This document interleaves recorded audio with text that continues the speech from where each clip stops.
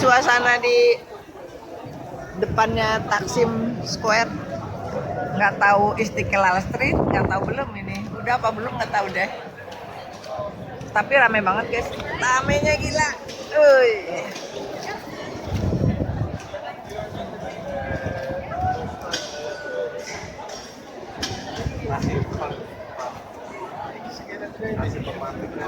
Oke guys, sekarang di Turki kita lagi jalan, namanya tadi dari Taksim Square, namanya Istiqlal Street. Taksim, ini namanya Taksim nama daerahnya. Kita mau cari taplak meja, baki, tutup bantal kayak gitu. Rame banget guys, orang berjuta-juta.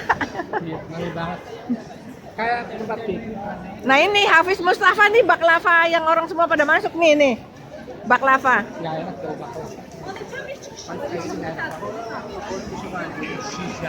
Untung aku udah beli, sehingga aku cuma nyari taplak doang. Nah kan, di sini murah. Semua YouTuber ngomongnya di sini. Kalau mau mampir, aku lurus, ntar ketemu.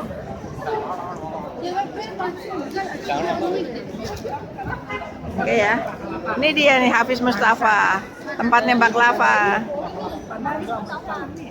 Mau beli tuh setengah kilo. Cobain makan di situ aja. Coklat nggak tahu.